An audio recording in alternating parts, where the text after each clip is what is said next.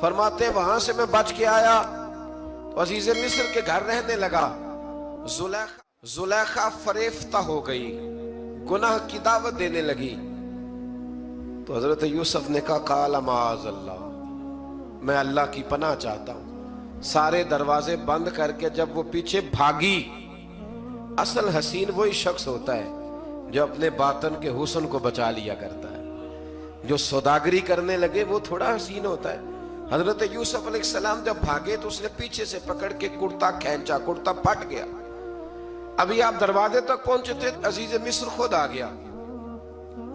اس نے آگے کہا یہ کیا ہو رہا ہے؟ تو اس نے مکر کیا. زلیخا نے کہنے لگی کہ ہونا کیا ہے, اس کو گھر میں رکھ کے پالا ہے, اب جوان ہوا ہے تو معاذ اللہ اس نے میرے طرف دست درازی کرنے کی کوشش کی ہے. حضرت یوسف پھر خاموش ہو گئے. بھائی بیچ رہے تھے تو پھر بھی خاموش تھے. کبھی کبھی کچھ چیزیں خاموش رہ کے سہنی پڑتی. زخم پہ زخم کھا کے جی, خونے جگر کے گھونٹ پی, آہ نہ کر لبوں کو سی, یہ عشق ہے کو دل لگی نہیں. حضرت یوسف علیہ السلام پھر چپ ہے. زلیخا نے بڑی باتیں کی. ایک دانا آدمی تھا, قرآن کہتا ہے ایک بولا بولنے والا, ایک عقل مند بولا. اس نے کہا دیکھو نہ زلیخا کی سنو نہ یوسف کی سنو. اگر تو کرتا آگے سے پھٹا ہوا ہے تو پھر غلطی ہے جناب یوسف کی, اور اگر پیچھے سے پھٹا ہے تو پھر زلیخا کی غلطی. حضرت یوسف کی معاذ اللہ پھر غلطی. تو عزیز مصر نے کرتا دیکھا تو پیچھے سے پھٹا تھا, لیکن امام قرطبی کہتے ہیں وہ کوئی عقل مند آدمی نہیں, وہ تو 4 مہینے کا بچہ تھا. وہ ایک 4 مہینے کا وہ قریب تھا. حضرت یوسف علیہ السلام کی گواہی دینے کے لیے اللہ نے اسے زبان دی تھی. زلیخا کے ماموں کا بیٹا تھا, 4 مہینہ کا گہوارے میں لیٹا ہوا, جب بادشاہ سے فیصلہ نہیں ہو رہا تھا اور بادشاہ پریشان تھا عزیز مصر کے کسی کو جا کے بتاؤں گا تو کوئی کیا سوچے گا, اس کے گھر میں کیا کچھ ہوتا ہے. کہتے پریشان تھا تو پنگوڑے سے بچہ بول پڑا. کہنے لگا بادشاہ اگر تو کرتا آگے سے پھٹا ہے تو پھر معاذ اللہ غلطی حضرت یوسف کی, اگر پیچھے سے پھٹا ہے تو پھر زلیخا کی. تو کرتا پیچھے سے پھٹا تھا. حضرت یوسف کے حق میں گواہی مکمل ہو گئی. اب آہستہ آہستہ نا دربار میں محل میں بات پھیلنے لگی. تو بیویاں کہنے لگی اوہو زلیخا تو ایک غلام پہ عاشق ہو گئی ہے, ایک غلام پہ. تو زلیخا کہنے لگی تم اجے میرا محبوب نہیں ڈٹھا. یہ رٹے ڈالنے والے دیکھتے نہیں اور دور کھڑے رہ کے کہانیاں سناتے رہتے.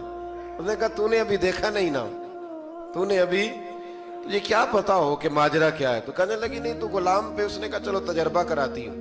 ساری عورتوں کو بٹھایا, ہاتھ میں ایک ایک سیب دیا, ایک ایک چھری دی, اور جب پوری تیاری ہو گئی پھل کاٹنے کی عورتوں کی تو جناب یوسف سے کہا ذرا جھلک تو دکھاؤ. تو حضرت یوسف نے جب جھلک دکھائی تو قرآن کہتا ہے سیب کاٹنے کی بجائے ہاتھ کاٹ لیے, اور کہنے لگی اوہو یہ کوئی بشر نہیں, یہ تو کوئی فرشتہ ہے, یہ کوئی فرشتہ ہے, یہ تو کوئی اللہ تبارک و تعالیٰ کی طرف سے آنے والا کوئی کرامت والا عزت والا شان والا فرشتہ ہے. حضرت زلیخا کہنے لگی سمجھ آئی ہے پھر, تو مجھ پر شکوہ کرتی تھی. تو اب وہ بات بھی آہستہ آہستہ پھیلنے لگی کہ حضرت یوسف علیہ السلام کی غلطی نہیں, غلطی زلیخا کی. اب بادشاہ نے زلیخا سے کہا کہ اگر تو میں تیری بات کروں تو تیرے ساتھ میری بدنامی کا بھی ڈر ہے, کیا کرے. طے یہ پایا کہ حضرت یوسف کو جیل میں ڈال دیا جائے. پہلے بھائیوں کے تھپڑ, پھر کنواں, پھر مصر کی منڈی, پھر زلیخا کا الزام, اور پھر باری آ گئی جیل جانے کی. تو حضرت یوسف علیہ السلام کو جیل میں, کچھ نے لکھا ہے 12 سال جیل میں رہے, جیل میں ڈال دیا.